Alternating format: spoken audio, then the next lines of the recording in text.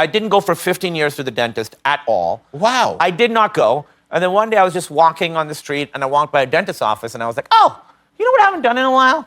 I should just walk in and see what's going on in there, you know? Hey friends, Dawson here. I have watched 12 hours of actor and comedian Kumail Nanjiani so that way you don't have to. And today we are covering his personality type as confirmed by the Objective Personality System. Now, Kumail has been typed per MBTI consensus as an ENTP, but Objective Personality takes the time to do the cross-checks and to search for the reoccurring patterns in someone's life to better understand what problems they've been causing and understand what problems they'll run into down the road. So today we are going to be breaking down Kumail's type coin by coin to discover the default wiring causing his reoccurring patterns. Now, personally, this class is a bit of an FI pick for me because I don't really know who this guy is, but like any time that we're typing a celebrity and Kumail is sitting in on the interview, he is always the funniest person in the room. Which is why white people are better, right?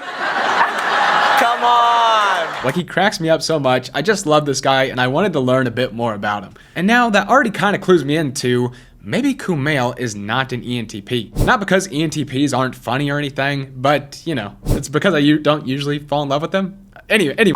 But speaking of hot and attractive, everyone is talking about how this went to this. Like, okay, which one best represents our buddy Kumail here? Like, is he the SE cool guy with all the muscles, or is he the NT comedy nerd? Or is he handsome Cavill who's like, no, guys, I'm actually like really nerdy and I like building computers.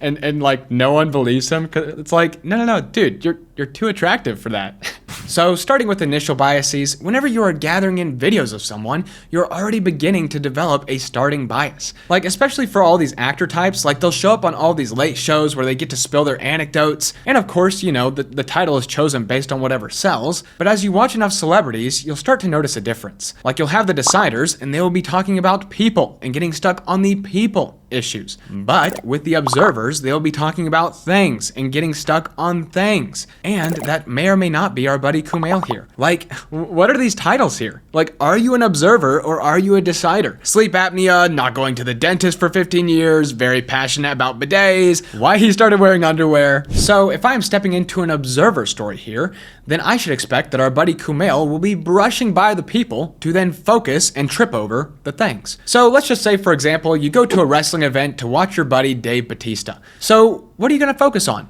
What draws your attention? You know, say what you want, free will, people, or things.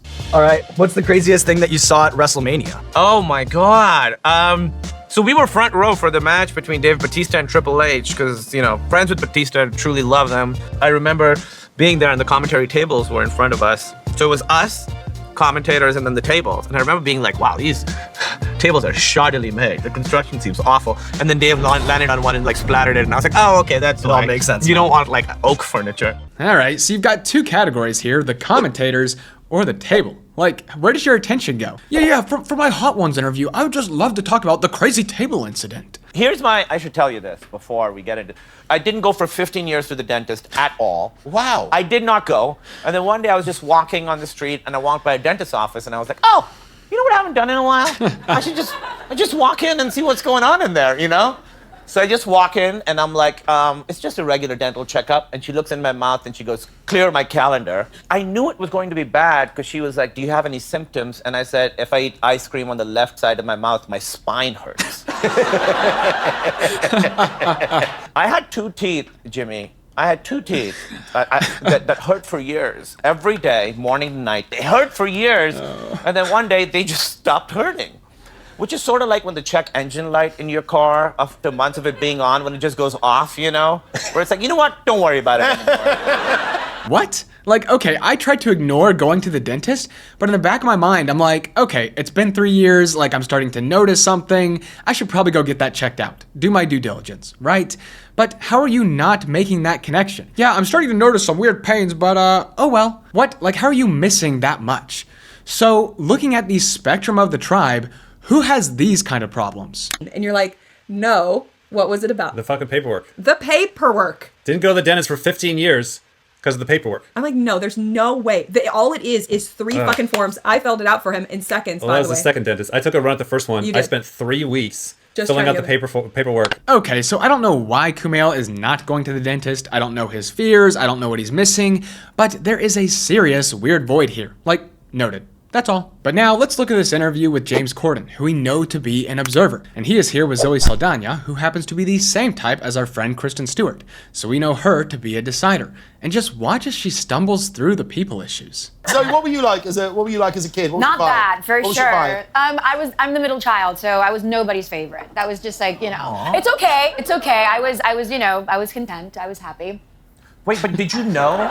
So you knew you were nobody's favorite then? You knew that everybody... Oh yeah, because my grandmother sometimes would tell me, but like really because I was so mischievous, and some of my mom's friends or some aunts too, they would go like, well, are you guys attending the Christmas party? Well, bring the older one and the little one. Just leave the middle one. Just try to leave the middle one. Let's see if you can do something really dark, try and play a bad guy. Plus, it's based on a true story. It's based on a true story. It's amazing. Yeah, no, it's a wild story. And can I tell you something? My grandmother loved Chippendales. Really? The one who told you nobody liked you? Yeah, she didn't say nobody liked me. I'm so sorry, I'm joking. She told me I wasn't her favorite. Oh, okay, time to put on the kid gloves for the decider in the room. Hey, they're there. It's okay. I didn't mean it like that. So Zoe is going to be a bit sensitive around the people issues, which means predictably she's going to be rather calm and not bothered by the things. But if we happen to have some observers in the room, what's going to happen? Our training and preparation is always so extensive that you kind of go back into like a childlike form of playing, which is why actors become actors. It's just people that don't want to grow up, But there were moments sometimes where the Velcro is itchy, and on the unitard that you wear. And that's addressed in the film, isn't it? It's not. They're always scratching themselves in the movie. That's what you Just like, it doesn't make sense. It's a very intense scene and they're just scratching. Talk about the hippopotamus. You can now. hear the Velcro through most of the movie. Which I thought, it was a good choice. Bold. Very bold. They ran out of money to get rid of the Velcro. They stuff. did. The decider in the room is so over it. Like, guys, move on already. Who cares? And who is ramping up? So if you follow Kumail around, you will see that he is going to get stuck on things and information, and the people just aren't that big of a deal. Like, those game shows, like especially the one that Corden will play, where like you either have to spill tea, you have to rank these celebrities, or like eat bird vomit or something. And now every celebrity is going to save face and just eat the bird vomit. But if we have predictability, and Kumail is an observer, then the biggest deal in the world is not going to be the judgment or the people. I was gonna open it and at least touch it, but then I looked in the back and like some crab bits have like broken off and are just hanging out back here. Some legs, some innards. Guess we're going to another question. Oh, rank these collaborators from funniest to least funny. Ray Romano, Fred Armisen, Jordan Peele, Pete Holmes, and Jonah Ray. Okay, so I'll start from the bottom. I'm starting to feel sweaty. I'm really having a hard time right now. So I'm gonna cheat, I'll say least funny, I'll say Pete Holmes, because he's a friend and he can take it. Second least funny, I'll say Jonah Ray, because he's a friend and he can take it. Jordan Peele is the future of filmmaking, so I can say he's third funniest and he'll be fine, because he's like, it's okay, I'm the biggest director in Hollywood right now. If I put Ray the funniest, he'll say he won't believe me, because he's gonna think I'm being patronizing. So I'll put Ray second, and I'll say Fred Armisen is the funniest. And that was slightly better than having to eat dried crab bites. Yeah, I can rank these guys if I have to and not make a scene out of it. Calm with the people. But I just noticed there's something else to that clip here. Because if you asked me to rank 5 of my friends, I could probably do it, because they should have a good enough sense of humor to take it. Like if you put an IP or an EJ into that situation and you have them rank the tribe, they could probably do it, because everyone can do everything. But you know what? You know what I noticed here? How quickly did Kumail jump over to the tribe's point of view? Yeah, he can take it, and he can take it, and Jordan, well, he's a big-time director, so he's probably like, blah, blah, blah, blah, blah, I'm pretty cool, yeah. And Ray, I already know what Ray's gonna say. Like, okay, how quickly did he do that? Like, okay, I assume that the people in my tribe can take it, but you are not going to see me jumping into their point of view. Like, if you put an IP into that situation, you're going to see a serious lag time with, oh yeah, well, the tribe, they think, I have never seen an IP do that. So that raises the question here, is Kumail DI or is he DE? How much does he have gathered on the tribe versus himself? We'll do stuff for Thanksgiving. My parents get really into Thanksgiving. Really? And they're like, we have to put a lot of masala on the turkey because we don't like how it tastes. I'm like, you don't have to eat turkey. They're like, it's Thanksgiving. I'm like, you just got here. Eat what you like. But they love it. They get really into it. I'm not like a... Oh, people are going to get upset. I think turkey's not like great tasting. Yeah, I think you're right. Oh my God, really? Yeah. I think like the cat's out of the bag on turkey. Is that okay? I think it's fine. Like, you will see Kumail hearing from the tribe's point of view, and he will jump from topics about himself to bring the tribe into the conversation. And now, I'm not the best at picking this one out. I have a hard time understanding what DE is doing, but I do recognize whenever the DEs are struggling with their identity. But I felt like I couldn't really hang with that until college, because I didn't really feel like a person until college, because I felt like I had kind of nothing to offer. So I didn't know who I was. Yep. And then in college, suddenly people were like, hey, you're funny. I'm like, oh, I now have an adjective I can use to describe myself. I felt like that was the first time I really felt like I had anything was being funny. And then it sort of became the entire fucking world for a very, very, very long time. You said something that I completely connect to, which is you didn't know who you were, when you're younger. And I remember very clearly just thinking, because I would look at my brothers and sisters and think that they all had, they were all defined people. And I remembered feeling like a Mr. Potato Head that they hadn't put any pieces on yet. Like they hadn't put the nose or the eyes on or the mouth yet. Oh my God, that's heartbreaking. Yeah, and I remembered thinking... Just a potato then. Yeah, I was just a plastic potato, which is the worst kind. I think the gap between 15 and 30 is far more than 15 years. I think it's just this massive, massive gap, because those are the years where you figure out who you are. And sometimes people really are still figuring it out. Some people don't. And I think you have to figure out that you're always going to be figuring stuff out. You're always growing, changing. And I think finding some sort of way to feel comfortable inside yourself, and then knowing that who you are is going to change and the things you want are going to change. And I realized that I thought in high school that I was this like charity case, because I felt I had nothing to offer. And I thought they were just being nice to me. That's why they wanted to hang out with me. And I told him that, and he's like, that's crazy. We all really liked you. Yeah. And I just at that age could not imagine anybody liking me, because I didn't think that there was anything to like. And so, I don't know what the point of that is, but it's being comfortable with myself and liking who I am. It took a long time. What I'm starting to understand more and more is that when you are gathering in so much from the tribe, you are not spending the time building and stacking up your identity. And now I can kind of understand this from an OE perspective, because I have so many different gather piles, which I'm proud of, but that means that I'm not spending the time building and stacking up my OI. Like, it's taken me until about my mid-20s just to narrow down to 3 buckets. And even then, I'm still gathering in and bringing in new unrelated things. And then I'm like, wait, but these don't fit anywhere. These don't go in the, now I have to reprioritize. I have to narrow down all over again, which is hard. And so really, I am seeing that the DEs are just going the long way around, and they are not spending enough purified time to build up their identity, which is why it ends up taking them decades most of the time. Look at Kumail. How old is Kumail? How old is Conan here? Whereas for me, I just thought your identity was something that you were born knowing. So we have him down as DE, but let's narrow in on thinking versus feeling here. If you are a thinker, this is going to consist of works, reasons over values, and unowned emotions. Whereas if you are feeling over thinking, that is going to be priorities, values over reasons, weak reasons, and difficulty making the thing work. So if we are looking at Kumail here, what void is he going to be leaving? Is he going to be leaving a void in the thinking and the works and the done doing things?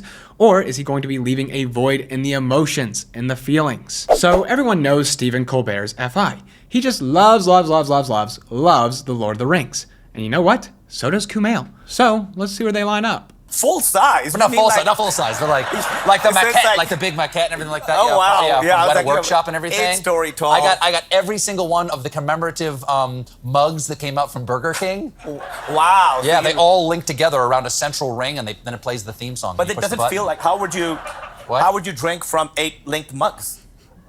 It's not important that you drink them from them. Okay. It's important that you have them. Hey, don't question the FI. These are important, period. Their functionality is not to be questioned. Oh, okay then. Now, I don't have a ton of clips on feeling versus thinking lingo for Kumail here, but another way to narrow in someone's type is to catch them in a demon state. What are they neglecting? So for Kumail here, is he neglecting the work, the dude on doing things, or is he neglecting the feelings and the emotions? So he takes his cat to the vet, and he gets some pretty tough news. And so he's telling me this, and sort of bad news, and I don't know what my face did, but this British man got really awkward. and he started like looking for something and he couldn't find what he was looking for. And then, you know that doctors have that table paper that they pull out that's made of the same material as like toilet seat covers in airports? That paper that's somehow really thin and really hard at the same time, like a loud paper. How are we already back to observer issues? A loud paper. He rips off a piece and gives it to me. And I'm like, oh, he thinks I'm gonna cry. And so I'm like, I don't need this. I'm not gonna, and before I can finish, just tears down my face. And I'm like now trying to use this piece of paper and it's not absorbent at all. I'm just relocating the tears around my face. I have tears on my forehead, which is a new sensation. And I've crumpled it, it's real sharp, I'm cutting up my face. No. Just like a wet, scratched up face. I walk out looking like Freddy Krueger in the rain. No, a loud paper. He is already hyper-focusing, like, back on the observer issues. But if we are catching it here, is this feelings in a natural savior state? Is he resolved with his emotions? Or is it, I'm not gonna cry, loses it? Are you not aware of how you're feeling? Like, Kumail may have me beat when it comes to the tribe's point of view. Like, you stick me and him in the same room, and he's gonna take the cake all day long. Like, I do not stand a chance. But here, I can flip this on its head because I have never had this problem. I have never been surprised by my emotions. I have never been caught off guard by my emotions. I can always very quickly identify what I am feeling. With a little bit of processing, I can understand why I'm feeling it and where it is coming from. And then I can pull back the reins and control my emotions and decide, am I going to release this now or later?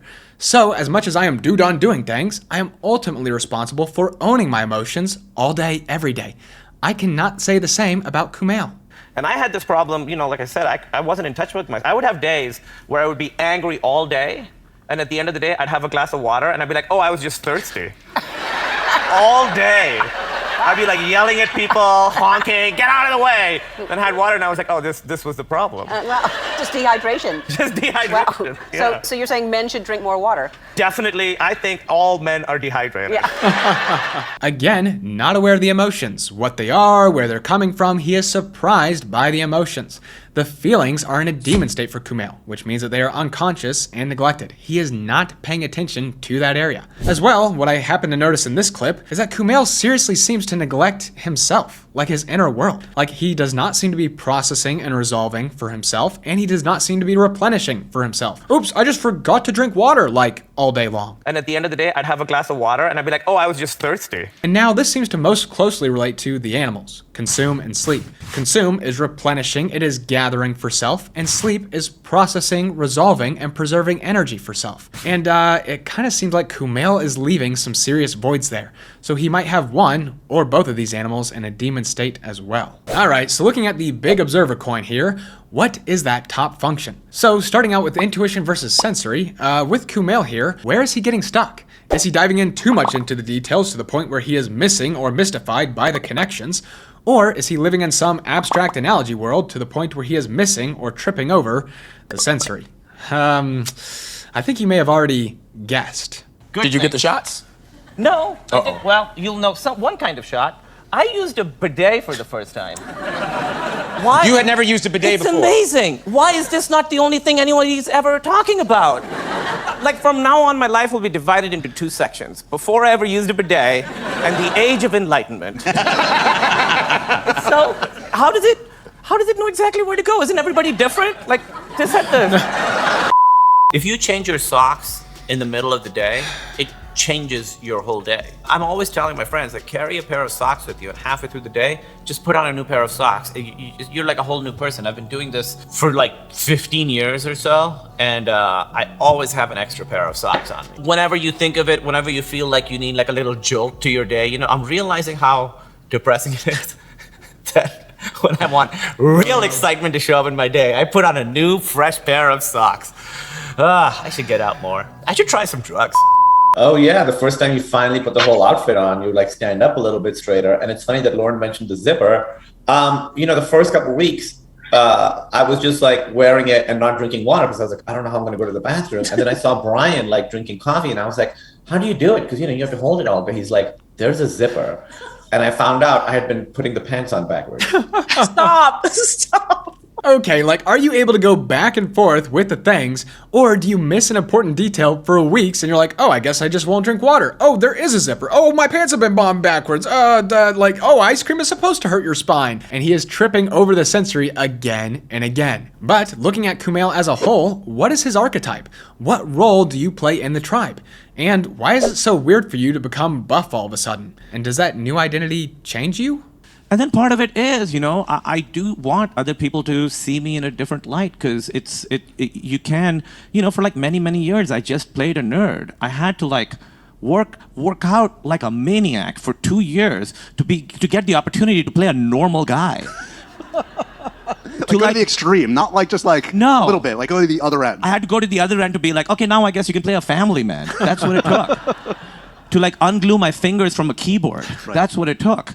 I was stuck having to play an NT nerd, and then I had to work and to work and to work on the SF just to become normal. And yet, he is still a Goobasaur tripping over the sensory, just with some nice new SF flair. But Kumail makes a really good point here, and this is a concept that I've been building on in my personal life for a little bit, and it's the concept of you can't overdo it. Well, if I shove my feelings down, then I'm never going to be able to bring them back up. What if they go away? What if I can't hold on to the pain anymore? Or if I slow down, if I rest, if I take a 30-minute nap, what if I end up more tired and groggy, and then I'm more lazy in the future, and I can't just go? Okay, so your saviors are designed to bring you back to your baseline, to bring you back to your routine automatically without you having to think about it. It's kind of like a water buoy. Like no matter how much you shove it underwater, it will always come back up. It always resurfaces. And now, yes, of course, when you are in a demon swing, you are going to be overdoing it. You are going to be going all in. But if you consciously try to work on your demons, you can't overdo it. Like it reminds me of like when Alex Hermosi would be pitching his gym stuff to people and they're like, well, I don't want to look like you. They'd say, well, I don't want to look like you. And I'm like, don't worry, you never will. But the point is they would look at me and say, I don't want to get bulky like you. You have too much muscle. I don't think that looks good. And I'm like, you're not going to wake up tomorrow and just be jacked as shit and have trained for 20 years. So yeah, get out there and do your demons. I would like to see you try and overdo it. Okay, so now is this NI or is this NE? Control or chaos? Well, he is an actor and a comedian, and most of those guys end up being OE. I didn't want to be an actor at all. I kind of fell into it. I think what helped me when I was doing stand-up was I never had a big plan in mind. It was always just like the next step is what I was looking for. So when I was doing open mics, I was like, I want to be booked on a show. And when I was booked on a show, I was like, oh, I want to be booked on the road outside of Chicago. And when I did that, I was like, oh, I don't want to host. I want to feature now. I want to go from doing 10 minutes to 20 minutes. And there were certainly people who thought like that, and then who did get that, but I never had a grand vision. I just loved doing stand-up, and I wanted to write funny jokes, and I wanted to do well. And each time, try and like take a little bit step forward. And it sort of hurt me a little bit because I was in Chicago for 6 years, which is too long. I should have, it's fine now, but I should have stayed there 2 or 3 years. But because I sort of got stuck in a rut a little bit. And part of it was because I didn't have any kind of like grand aspiration. Well, there's OE for you, right? Sounds like it. But at the same time, you have to recognize that comedy and acting are OE games. If you don't adapt, you die, regardless of your type. So, what is OE? Well, OE is gathering, it is new, it is updating, it is opportunities, doesn't have a way. Well, what is OI? OI is narrowing down, shoving away new, and has a way. So, Kumail already leans towards crazy extrovert, but is he a dialed up ENFP all over the place and jumping into chaos? I've always understood that this ambition, desire, all this stuff for stand-up, I've always understood what's taking from me. My parents have always been very good about having a good time. So I don't know where I get this from. But since we were kids, my parents, we would travel all the time. Like we would fly to different countries in Asia and stuff, and we'd go out to dinner a lot. My parents leave the country and travel. They live in New Jersey twice a year. They were just in Thailand. They're about to, they travel all the time. They have a great time. My dad is a workaholic, but then and I think that was an issue for him at some points in his life. But he's very good at being like, let's just go do this fun thing. So it hasn't really, I've always understood that that's what they're like, that's what they do. And that I can't quite bring myself to do that all the time. He grew up traveling, and yet he's averse to just jumping up and going somewhere. Does that prove any coins? Not really. But if I am picturing in my head crazy ENFP comedian jumping all over the place, why is he not that? every rational human being is afraid of horses. It's like a car that has a brain. They're horrifying. I used to. Honestly, that's sort of, I would say, what happened with Eternals, where I was like, I sort of set a goal for myself a couple years before Eternals happened, where I was like, I want to play a superhero. So I'm going to do everything I can to put myself in a position to be able to do that. So I'd gotten a couple opportunities to audition for other parts in Marvel movies and stuff, not playing superheroes. And I didn't do those auditions because I was like, I want to put myself in the best position to be able to do this. I have to bet on myself. And were those the kind of roles that I would expect, like the wisecracking person in the lab or the like that? Yeah, it's the guy that Captain America goes to be like, I don't know how to use a computer. And don't worry, Kumail's got you. He knows what all these buttons do. And so for a while, I really was like that. And honestly, now, what I'm trying to do is honestly not be as goal-oriented. Just sort of try and be like more in the moment and see what comes my way and see what feels most exciting to me in the moment. I think sometimes like looking forward too much or like trying to get something prevents you from being here right now. And Emily's back there going, what a bunch of horse shit. You're not so good at being But I'm trying, honey. I'm trying. And so that's what I'm trying to do more is just sort of be more present and be like, whatever comes my way. That would be great. All right, which one is coming first for Kumail? Does he have a way? Like I've heard so many actors go, well, you can't look ahead. You can't plan for the future. You just have to go with the flow. You don't know what's coming in this industry. Definitely. I mean, I don't think you can look ahead in this particular industry. I think you've just got to go with the flow and see what happens. And if it all falls apart tomorrow, then I've had a really nice run and so be it. And yet Kumail very quickly narrowed in on what he wanted. He shoved away anything new that didn't fit into his narrow vision, and then he got it. We'll see, and I just fell into it. I never had a big plan in mind. Really? I need to stop looking ahead and kind of live in the moment. There you go. But to a degree, Kumail is being honest here. Like he probably doesn't have a specific plan, which is why it makes it harder to catch OI versus OE. And that's what you're gonna see a lot of the times, and especially with introverted intuition, because you don't have these specific detailed plans laid out in the sensory. Like how are you gonna find out that Kumail has been planning to play a superhero until he tells you about it? And what you're gonna see with a lot of these NI guys is that they are building this sense of control within this little abstract framework. Like, for example, Keegan-Michael Key, say that name 3 times fast, who happens to be, may or may not be, allegedly, the same type as Kumail, and he talks about the same issue. The first thing you do in the sketch is you set the parameters first. In sports, Dr. Naismith, down the line, said, so then what we'll do is we'll put these squares here. 94 feet. 94 feet here. We'll agree that anything outside of these lines, the ball is no longer in play, and you have to give it to the other team. We set up those rules. Then, inside those parameters, do whatever we want. Those are the rules.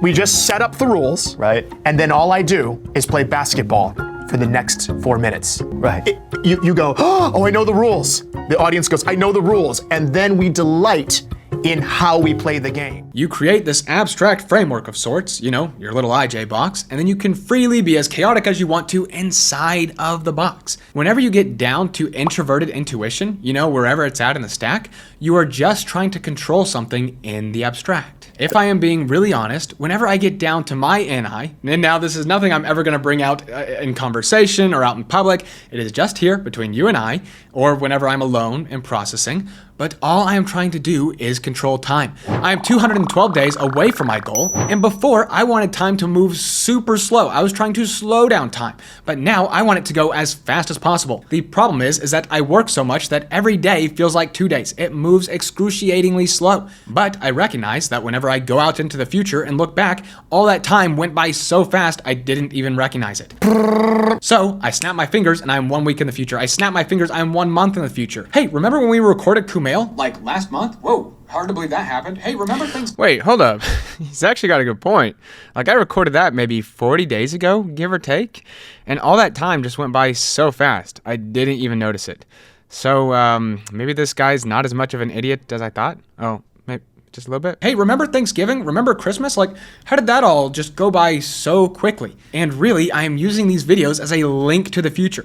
This video for Kumail is coming out on March 27th, which means that my future self, who just posted this video, is a lot more excited because he is so much closer to his goal than I am right now. So, in reality, all that I am trying to do all day, every day, no matter how futile it is just to control time. So Kumail is a sleep last INTJ, and he is going to feel a lot like the Davy Babies. You know, the consume last jumper INTJs? Like they're gonna have the same troubles with the sensory, and they're gonna be building out of the same abstract boxes. But the difference is that you have the demon emotions here. Like for Kumail, they're unprocessed, they're unresolved, he's not really aware of himself, and at the same time, he is learning to process, to slow down, and to relax. So then a week later, now I've gotten to know her. We're shooting the scene in the middle of the night where we have to eat. And I was like, I gotta ask you, when you lay down in the middle of the floor, what were you doing? And she said, I was just relaxing.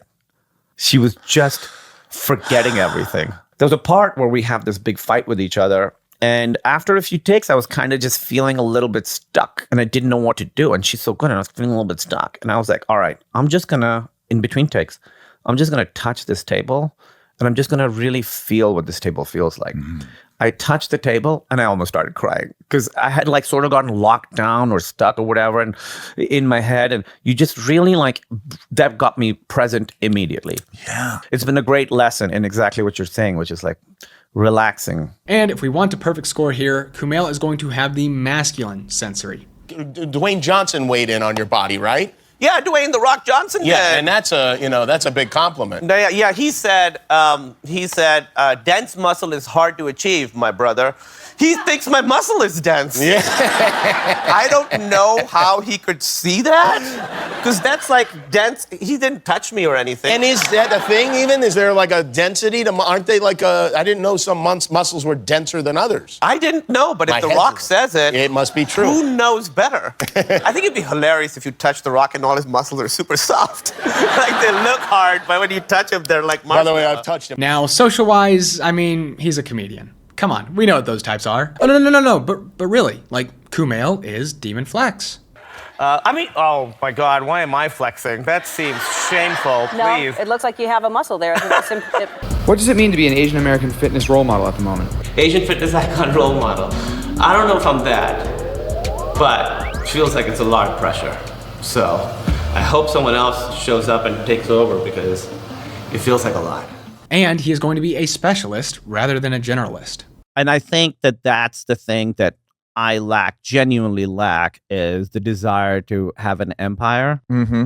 But you know, Kevin Hart is very good at it. And these are people who are very talented, very good at what they do, including becoming these sort of, something bigger themselves. They can make like a brand of themselves and it's great. And they want that and they're very good at it. And I have truly, my goals for what I want to do in my life have not really changed since the Big Sick. And Kumail will fit the number 4 stereotype. I learned that, I think, I had my office job in Chicago when I was doing stand-up at night. I had my office job that I was terrible at. Yeah, I've had those. But I was nice to everybody, and everyone around me kept getting fired.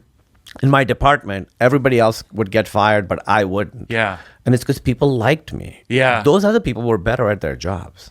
Yeah. They fired them. They kept me just because I was like nice. Like, yes, there are entrepreneurs who are number 4s, there are CEOs who are number 4s, but this is the stereotype that I've seen in many workplaces.